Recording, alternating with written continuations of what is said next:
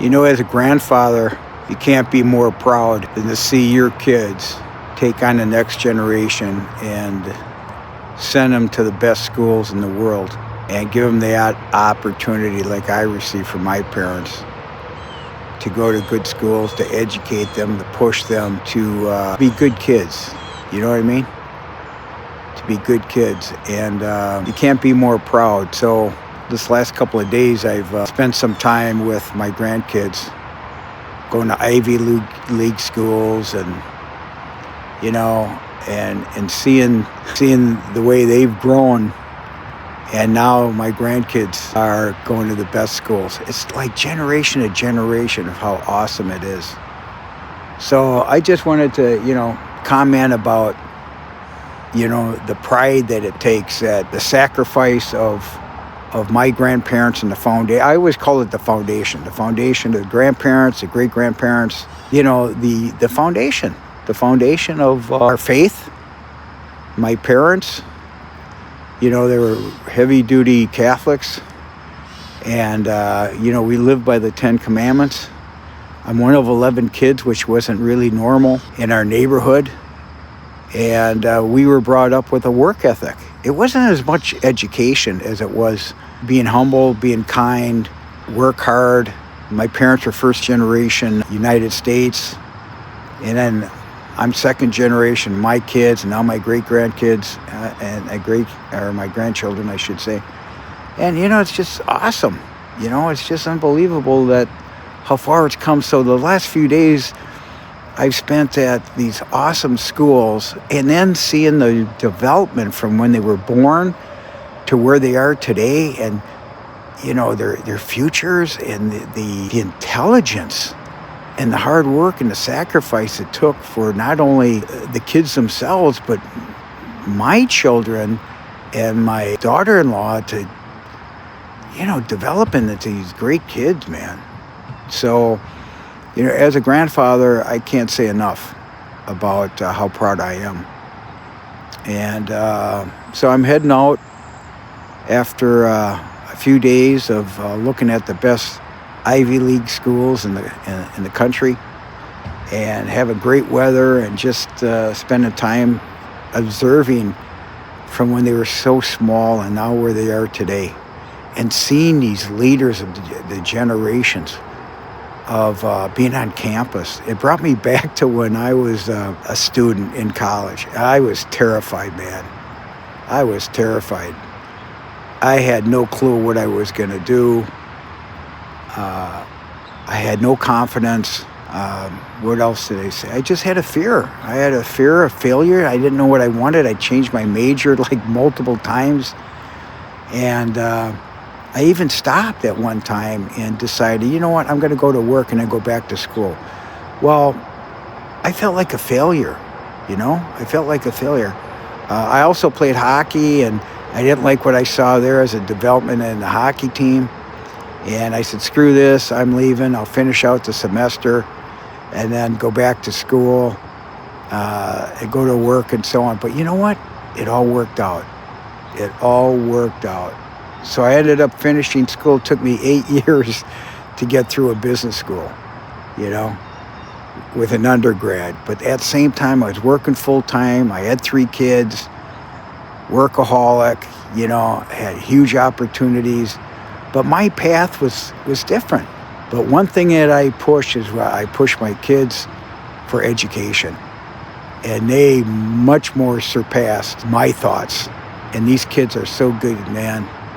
I can't say enough about it, So that's all I can say, is how proud I am.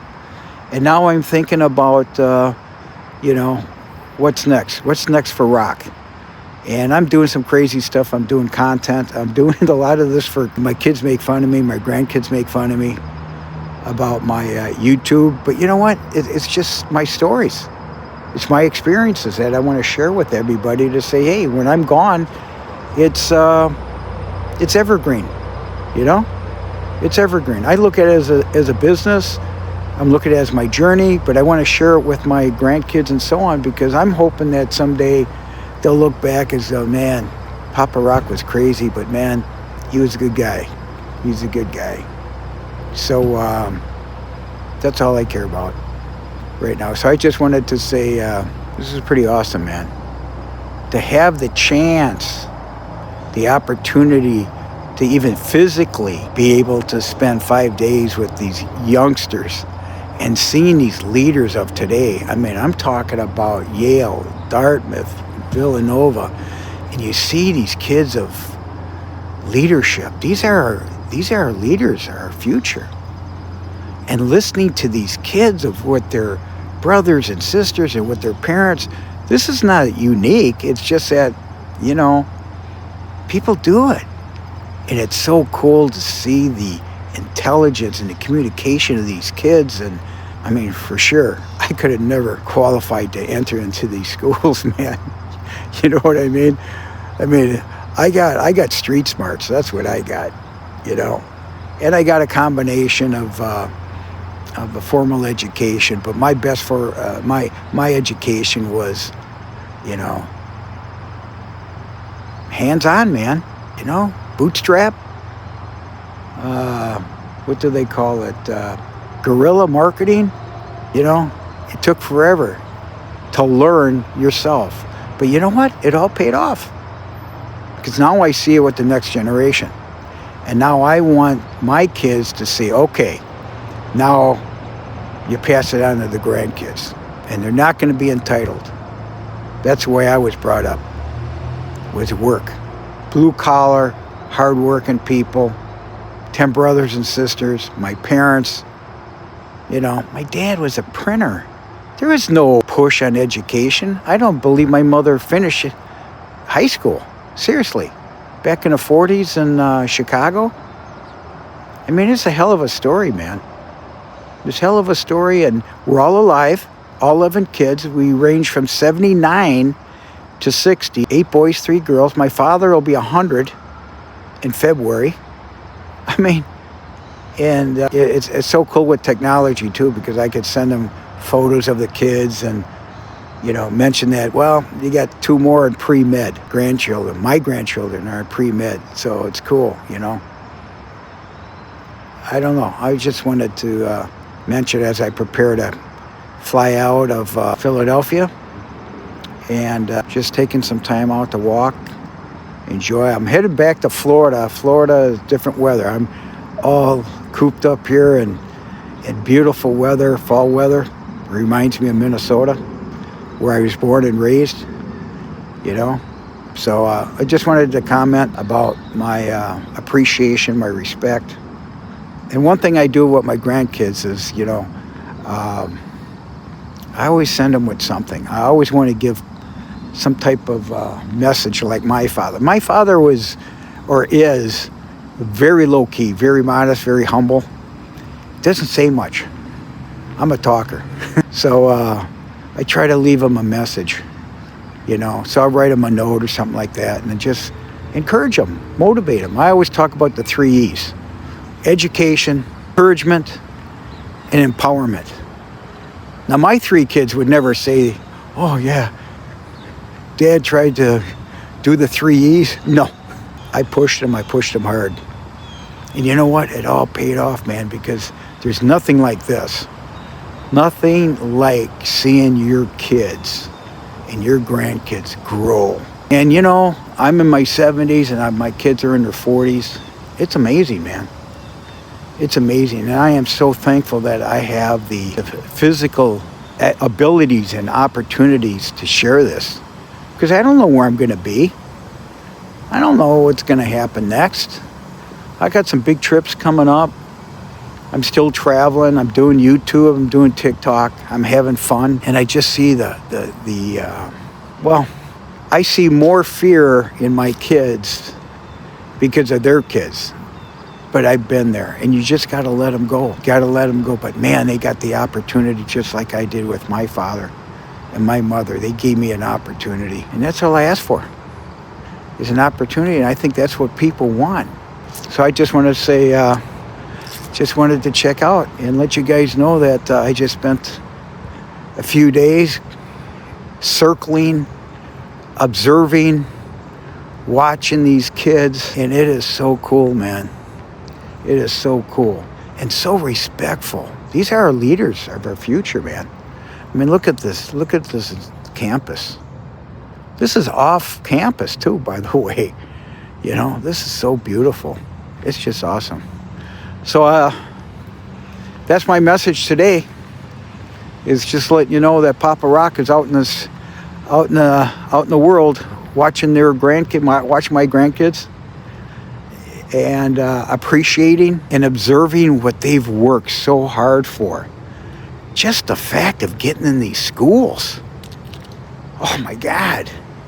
You know, I'm going to be honest. I applied at one school. I went to a small D3 school, liberal arts college in Minnesota, and I was on academic probation. My ACT, let's not even bring that up. But guess what? I got through. Perseverance, resilience, discipline, all the things that, as a cliche, you could just say it, but you know what? It's the truth. And then here's the other thing that I see in these young kids. They got goals, man. They had goals to go to these schools. And that's what I always believe in, is goals. And once you achieve them, you know what is something about because I'm a business guy. I've always had goals. Annually, I'd have goals. But once you achieve them, it's like, okay, what's next? Seriously, what is next? And now that I'm in my 70s and my dad's 100, my mother lived to 94, I might have another 20 years, you know? I've envisioned seeing them at their weddings. I've envisioned seeing great-grandchildren. Yeah, and that's where health comes in. That's where my father taught us about moderation. We had rules. Besides the 10 Commandments, there was no smoking, no alcohol, and of all things, in Minnesota, no guns. Yeah, my dad didn't want guns around the house. You never know when you'd use them. So I'm just checking out, man, letting you know that there is no one more proud than Papa Rock, okay? No one more proud than Papa Rock. I'm getting me emotional about it already, because I have to, that's the hardest thing to say goodbye, man. Because my kids live in the Midwest and I'm in Florida. And, you know, it's getting harder and harder to travel on top of it, you know? Because I've got 2 million miles on my body in flight alone over my 50-year career. And I was a workaholic, you know? So anyway, God bless. I'll talk to you guys soon. You know, I put this on TikTok. I put this on YouTube. Why? Because someday my grandkids will look at it, my great-grandkids will look at it and say, yeah, I remember Papa Rock walking the campus with us. He embarrassed us, but at the same time, he was all about education. He was all about encouragement.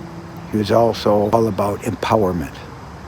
So that's the option, is I want to keep pushing these kids, my kids, so they push their kids. And I know I'm a role model just like my parents was a role model. So God bless you guys. I'll talk to you soon.